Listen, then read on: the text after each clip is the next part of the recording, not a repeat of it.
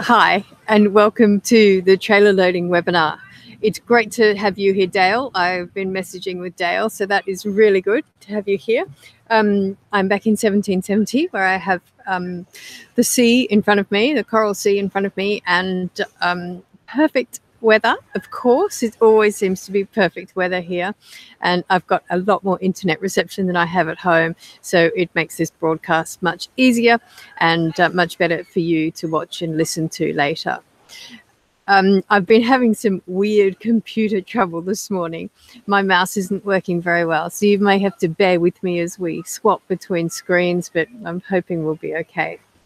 So we're talking about trailer loading. It's something that I used to get asked to do a lot. So people ring me up and they usually start like this: my horse is perfect, but, and the but was always, he won't go on the trailer, or it takes 20 minutes to load, or he rushes off backwards, or he rears, or he kicks, or whatever it is he does, all these different problems.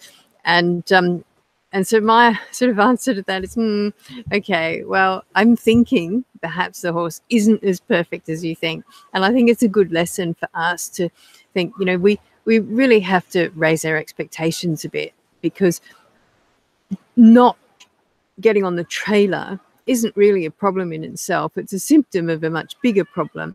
And it's something the horse is not doing. And so what happens is, because the trailer's very small and the horse is very big, and it gets very dangerous very fast, because horses that, do rush off backwards. And that's the biggest problem I find, is that, sometimes they can get the horse on, then it sprints off backwards, and that is really dangerous. You're there, you're in the way. I've seen people do this, trying to get the back up to hold the horse in, and that means actually they're under the tailgate. And I was like, oh my gosh. I did one once in the UK, and I made a call out for anyone who had a really bad horse to trailer load, and could they bring it to me, and I'd do a demo one day at my training facility in the UK. And so I had this one person in particular who said, my mare is so bad that, it's outrageous. And so I didn't want to see what the mare did before it came to me. I just wanted to see it when it was at my place, because I had a nice, safe environment to do the lesson in, and that was a good place for people to come. So they did have to get the mare to me. And anyway, I said to them, video it for me so I can watch it later, after I've already taught the mare. And it took 5 people 2.5 hours to load that mare. And they had ropes they were pulling it on with. They had a broom. They had like everything you could think of. They even had, at one stage, they had people lifting its feet and putting its feet up the ramp. So these 5 people, they eventually got her on. Well, she got on a couple of times, actually. It was running off backwards. It was really scary. And then they had all of them pushing the ramp up. This is a big mare. There's got 5 people underneath that ramp. Had she decided to come off again, that wouldn't have been pretty at all. So anyway, I have to say that was a horse that probably was the most serious problem loader I've ever come across. The demo that I did, I expected to take an hour. It took me 2. But by the end of the demo, she was really good. She was loading really nicely, and I was very pleased with it, and the owners were very pleased with it. And she loaded back onto their trailer and they went off home. The next morning they rang me and they said, she won't get on the trailer. And I said, oh, where are you going? And they said, oh, nowhere, we just wanted to practice. I said, okay. So just tell me what happened last night, because it was quite late by the time they got home last night, the night before. And they said, well, we practiced a bit when we got home. We put her on, 20 times, I suppose, and took her off again. She was fine. Then we put her out in the paddock, and then this morning we came back and we put her on, maybe 10 or 12 times, and now she won't get on at all. She's swinging her hips around to the left or to the right or something, and she won't get on at all. We don't know what's gone wrong. So, oh, okay. So you just untrained what I trained yesterday in no time at all. And I think, it's one of those things. This is why I now teach you to train your own horse, because had those people been at the end of the lead rope and training that horse to load, they would never have done that, because they wouldn't have untrained it. They wouldn't have gone at home and practiced either, because it'd have been really overloading that horse, and they'd know exactly how to do it, exactly what the timing was, and all of those things. And the horse would never have had to go through all of that again that evening or the following day. So, that is why I no longer take horses in for training. I do clinics and things, but it's very hands-on, so it's getting you to do it yourself. So today, what I want to talk about, I'm going to take a slightly different tact with this webinar, and I'm going to do this from time to time as well. I'm really going to break the lesson down for you, and in the hope that you can just go away and teach it yourself. So I think the first thing we need to think about is the difference between observing what the horse is doing and what the horse is not doing. And so we can see what the horse is doing. If we're talking about a bad load up, we can see what the horse is doing. The horse might be rearing, the horse might be running off, the horse might be pulling away from you. It could be getting on a little bit and then running off backwards. It might get its front feet on and not its back feet. It might swing its hindquarters around. It might paw. It might rear. There's tons of things that the horse can do. And I'm not going to discuss today traveling. I'm just going to discuss loading and unloading. So that's the problem with focusing on what the horse is doing, is that it doesn't actually give us a solution. We can't really stop the horse moving, as we've discussed. So if the horse is rearing, or if the horse is swinging its hindquarters around, we can't actually stop the horse doing that. The only way to stop the horse moving is to put its feet in cement, and we're not going to do that. So what we need to focus on is what the horse is not doing. Now, what the horse is not doing in this situation is the horse isn't walking forwards and backwards. And I say forwards and backwards because we want to be able to break this down enough for the horse to make it manageable. So the problem with the trailer is that it is very small and dark often, and the horse is very big. And the idea of getting that whole great big horse onto that little tiny trailer is quite overwhelming for us and for the horse. So if we just concentrate on one foot, now we can do this with all training. It doesn't matter if it's trailer loading or flying changes. You can bring it down to moving just one foot. Some things are going to be more complicated than that, but basically you can move it down to just one foot. So with trailer loading, we want to be able to move the left front, and I choose the left front because it's closest to me of the two front feet, and it will be the first foot that needs to get up to the front of the trailer. So then we need to work out other things that the horse isn't doing. Now we've got our concentration point, the left front foot. That's really useful. What else isn't the horse doing? Now the horse isn't walking forwards and backwards slowly and when cued to do so. The horse isn't relaxed.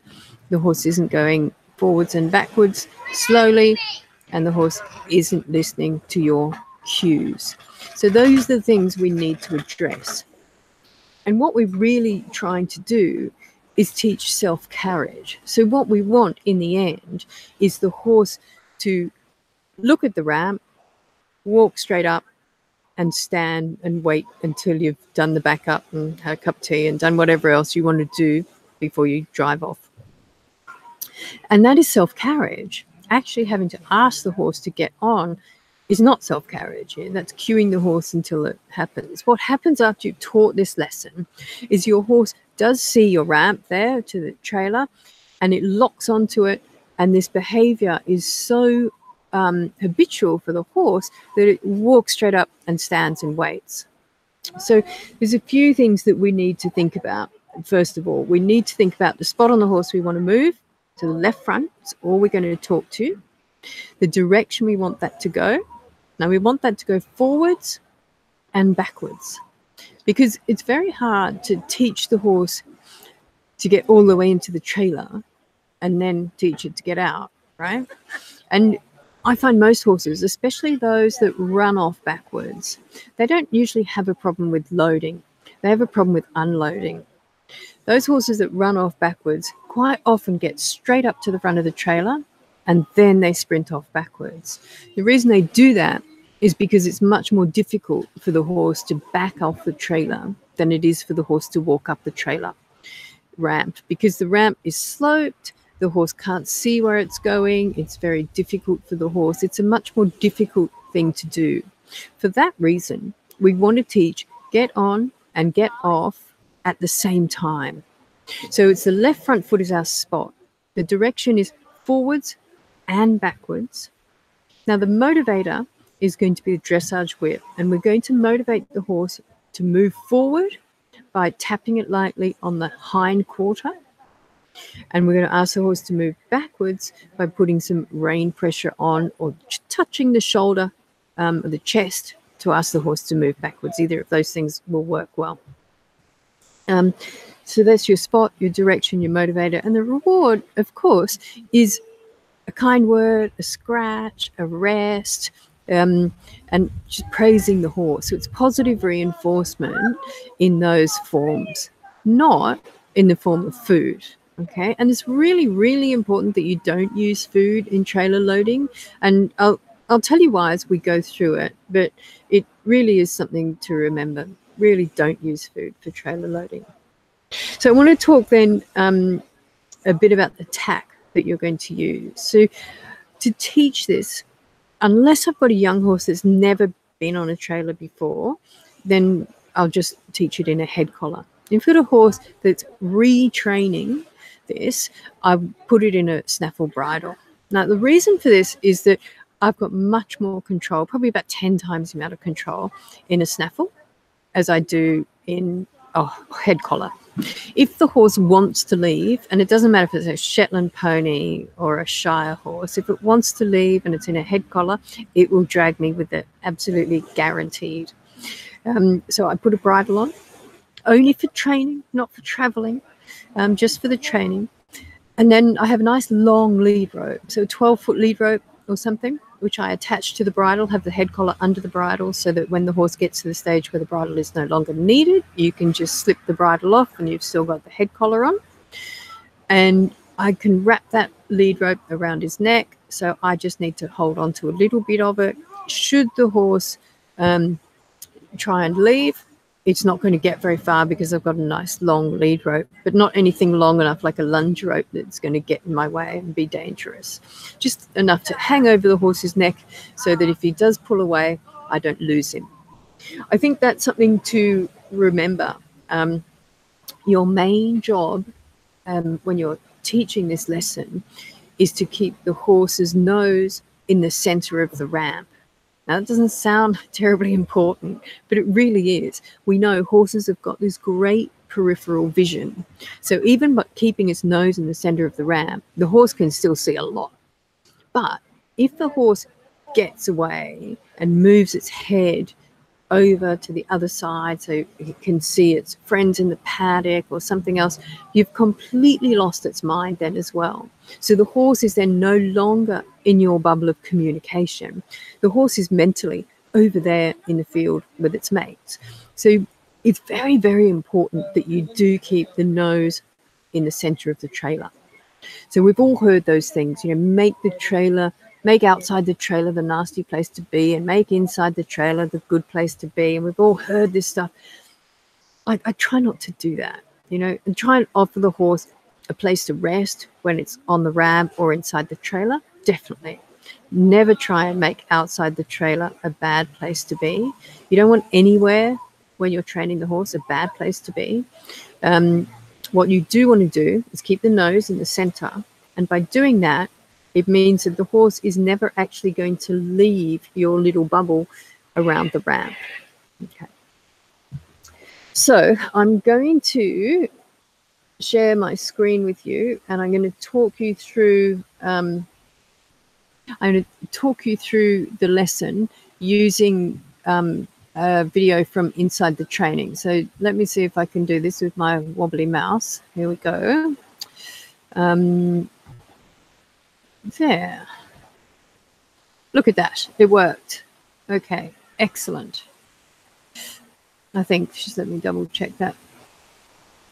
Yes. Okay, good.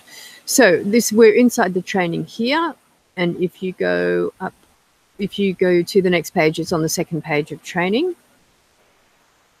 And trailer loading, there it is. Good. Now, you'll find the full-length lesson here as well. And in there, it shows you what not to do right at the beginning with, how you should tie your dog up and all that basic sort of stuff that people don't always remember. But I'm going to skip down to this lesson here. And there's three lessons here, which are all taken during an actual trailer loading lesson. And this one in particular is a horse that has never been on the trailer before. Now, I just wanted to show you this. This is ideal if you can do this. Now, if you have a trailer, a nice big open trailer like this, if you can, slant load, if you've got it, that's terrific. If you don't have a slant load, don't worry, but just start with the bar, the middle bar, as far over to the side as you can. And that will give the horse lots of space, a nice feeling of openness for the horse. It's much more inviting. If you can have the front door open, great, do that also. The biggest thing here is you'll see there is no food in this trailer. There's no hay net or anything. What happens with hay nets, and I see this so much, is the horse goes up, grabs a bite of hay, throws his head up to get it out of the hay net, and more often than not bangs his head on the roof of the trailer and runs off backwards. And it's so distracting for the horse because, the horse really doesn't need to be fed then. It really doesn't. It is a huge distraction, and it often is quite dangerous, and it makes the trailer loading process much more dangerous. So I encourage you not to use food with loading. So now this is our horse that's never been on the trailer before, and this is where we start the lesson. So this is as close to the trailer. He'd seen it. He was about probably 10 or 15 meters away. He'd seen it. He didn't want to get any closer than this. And I'm like, okay, that's fine. That's absolutely fine. We're not going to fuss about the trailer. The last thing I want the horse to think is that I want him to get on the trailer. What I want the horse to do is walk forwards and backwards on cue. You can see there I'm touching his elbow, or touching his chest to ask him to move backwards. So ask him to move forwards, and then I'll touch his chest there and ask him to step backwards, and he does, and that's great. Any behavior that I don't want, like that pawing, I'm just going to ignore. Don't start correcting your horse, because correcting the horse is punishing the horse. We really want to just work on pressure release here. So you can see we're already closer to the trailer. That's fine. What I'm trying to do really is ignore the trailer. The trailer is just there, and we're going to go forwards and backwards, and pretty soon we're going to be at the ramp and we're going to be going forwards and backwards, and that's all I'm concentrating on. I'm just concentrating on moving that left front foot. Can I move that left front foot forwards? Can I move it backwards? Can I keep his nose towards the center of the ramp? Those are my jobs. I'm not worrying about his hindquarters at all. Now, I always teach this on either a straight load or a slant load that's opened up, but I never turn the horse around. Horses mostly will walk onto trucks quite happily, so it's something that you can teach just on a trailer. The reason I don't teach them to turn around until, afterwards is that in order to get them to turn around, I have to get the whole horse onto the trailer. So I can't teach it like this. What we're teaching today is 1 foot on, 1 foot off. 2 feet on, 2 feet off. 3 feet on, 3 feet off. 4 feet on, 4 feet off. Now, by doing it this way, the horse, it breaks it down completely for the horse. And so all the horse has to do in this first instance is put 1 foot on the ramp, and then I'm going to ask it to take the foot off. The horse thinks I want him to get in, whereas I don't. And so when he settles down a bit, this is Harold, he'll realize that I'm not talking to all his other feet. I'm just talking to one. And he'll start listening to that. That's going to bring him into my bubble of communication, into the engagement zone. And that's going to enable me to teach him quietly and calmly how to load onto the trailer.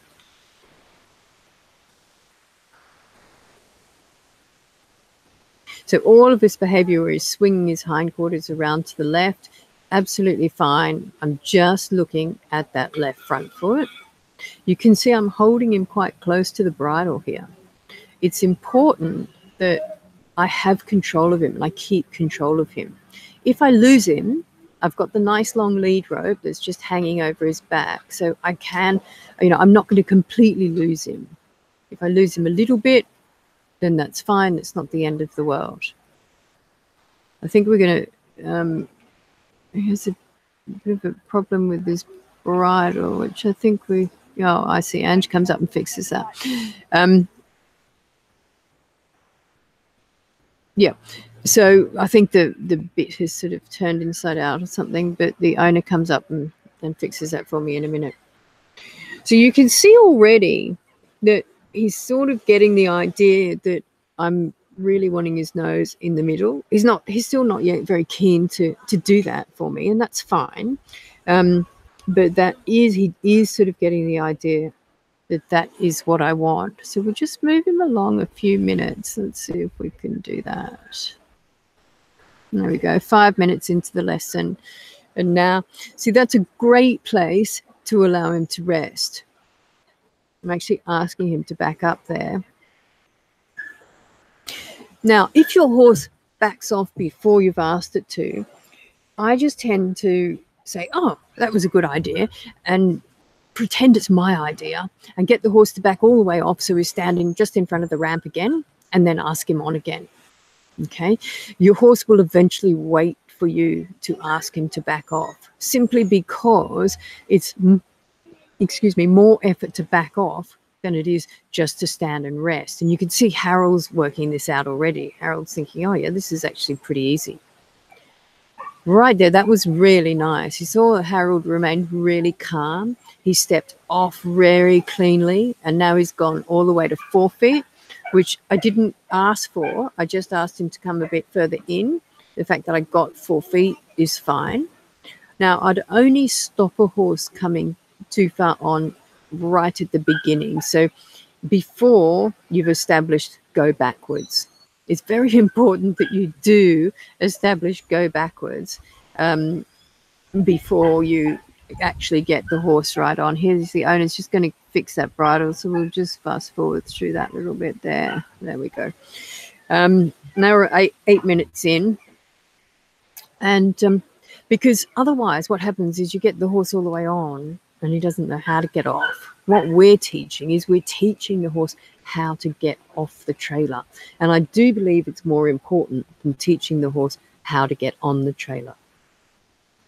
Now, this is horse training at its best because it's so boring to watch. And I always think that, if it's boring to watch, you're probably doing all right. Because if it's exciting to watch, then the horse is probably way too emotional. So we'll just fast forward Harold a little bit. Here we're getting it from a different angle.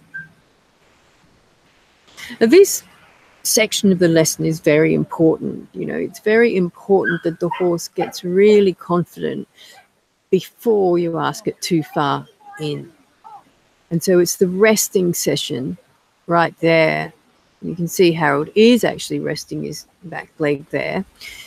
Now you'll see me patting him, and what I'm doing is I'm patting him. Each time he comes on a little bit further, I'm going to pat him slightly closer to his hindquarter.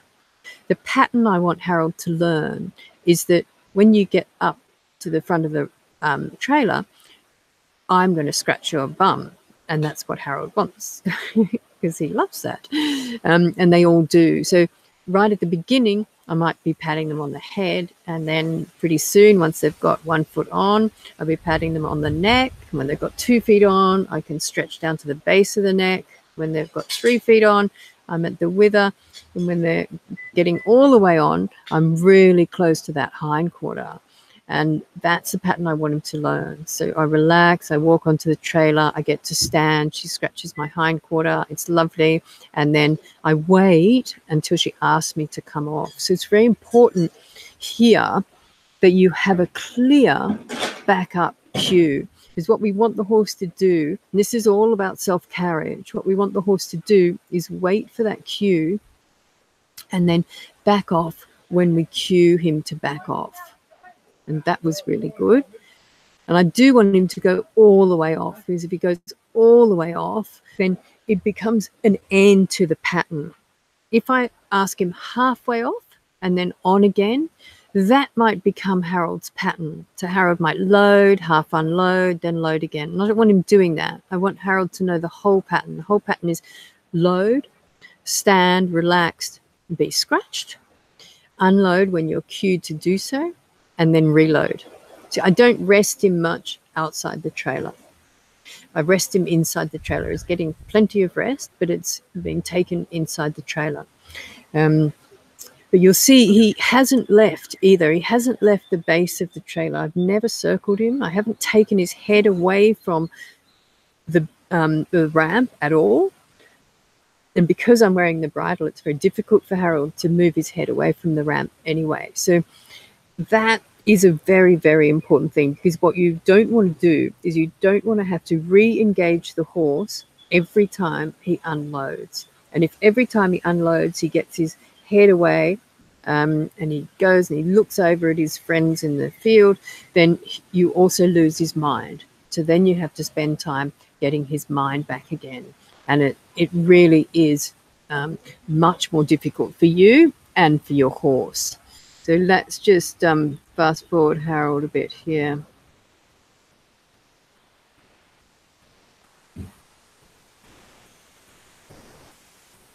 Yeah, see, he's staying pretty relaxed. I'm just trying to find... right, now we're 21 minutes in. And Harold's doing well. And this is all sort of really important time, because this is when your horse is learning just to relax inside the trailer. And you can see now, you know, he's got to back off the whole way down the trailer. And because I've got a bridle on him, if I need to move his hind feet, I'm just going to let him rest a minute there. So we might just fast forward through that. If I need, there, good. Okay, let's just, you can see now, this is where we're coming to that self-carriage. So, you know, this is, I have taken him away for the first time. I let him have a little rest outside, and then I just moved him and walked straight up. So before I was facing him and cueing him from the hip, whereas that time I was walking forwards with Harold straight into the trailer. And now I'm getting him used to, you know, moving around a little bit, me moving his hindquarters over because we're in a slant load, and all of those sorts of things that we're going to need when we do actually come to load him finally. I'm just trying to see. Okay, so here going, now he's in the head collar. We've slipped the bridle off, and there I'm not even looking at him. I'm just knowing that he's going to walk straight up. He didn't. I've got my whip.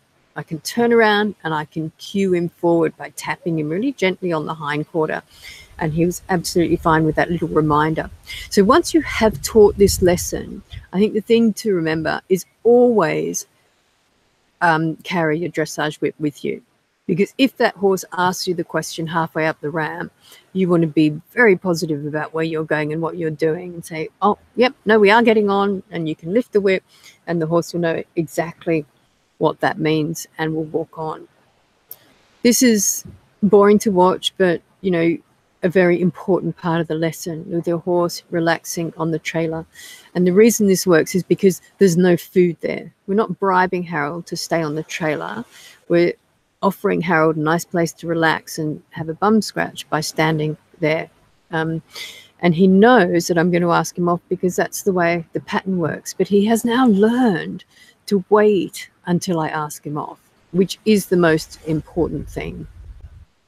So that is pretty much Harold's loading, I think. Yep, that is it. So let's go back to the trailer loading. And I'm just going to show you what you'll find in here that will be useful. Right.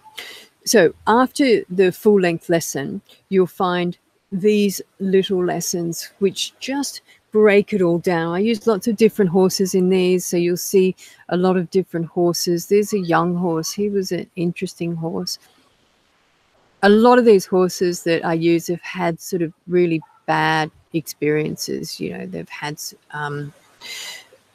trailer loading accidents and all sorts of things have happened. And so they really are, you know, often remedial horses. And this little video shows, just see how long it is. It's only 6 minutes long. You know, how you get actually to 4 feet on the trailer. Now I've got myself stuck on that. There we go. There we go. All right. Let's go back to here. So back and forward, getting 1 foot on, getting 4 feet on. Then we go over the page. We've got the whole horse on. And I discuss common problems, which is something I do in my training all the time. You know, I'm no better than you are. I've just, you know, probably done a lot more of it. So there are common problems, and I will show you what they are so that you don't have to go through them yourself, or your horse doesn't have to go through them. Now, these three here, the first one is Harold that we saw. Very sensitive, my new mouse. And the second one was a horse that rears and runs off backwards. And that's quite an interesting video. The owner was there and the poor woman was absolutely terrified. The horse was a superstar and has been ever since. So that was great. And then there's a remedial loader lesson, which is quite interesting too, when things have gone quite awry. So something that is really good to do before that, well, there's a few things. You know, as I said before, a lot of people used to get me out just to teach trailer loading. And they'd always say, oh, horse is perfect, but it won't get on the trailer. And the problem is you can do that, but it's really hard to engage your horse with learning that's terrified of the trailer, has never seen you before, has no idea about pressure release. So my advice to you would be to do the engagement zone things first with your horse and then go straight to give to the bit. Before you consider loading it onto the trailer, do the give to the bit module, because what you're going to get from that is softness and responsiveness in the bridle. Now, you know, I put a bridle on because, you know, even horses, most of the horses that I used to train certainly had no give to the bit, so they didn't have any softness anyway. So, you know, there was no way I was going to be able to hold them in a head collar. But the give to the bit is really, really useful. If you've got a horse that's had a super bad experience and you feel is, you know, very, very poor loader, then I'd also do the shoulder control, because that will help you enormously just in the horse's softness and responsiveness to the rein. That'll help you enormously. Over the next page, what I would recommend you do would be the stop and back up module. There's lots of lessons in there that will show you how to actually teach the stop and back up. Not only would I do that, what I would also do is put a tarp on the ground. So you can teach the whole trailer loading module or the whole trailer loading lesson without the trailer. Teach it with a tarp. So you put your tarpaulin down, hold it down so it doesn't blow in their face with some rocks or something, and teach your horse 1 foot on, 1 foot off, 2 feet on, 2 feet off. If you can do that, then you just substitute the trailer for the tarpaulin.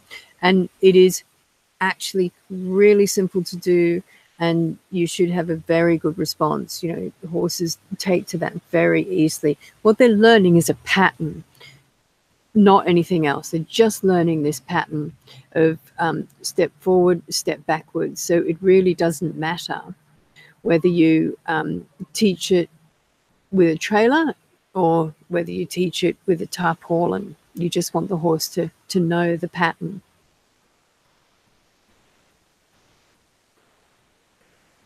Right, so there we are. Back here, I'm just going to check for questions, and I can't see any. So that's good. Are we back here? We are. Oh, now I've got the sun in my face. I should turn you guys around so you can see the sea. I will. Hang on.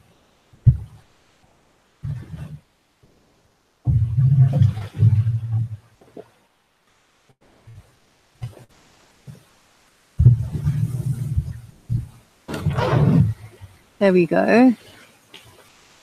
All right. So that is it from me today. I hope you enjoyed it. Please leave me a comment on the blog, and I will see you next Monday, if I don't see you before, because I will be live every afternoon, 2 p.m. Brisbane time, and I will see you then and chat. Thanks for coming. Bye.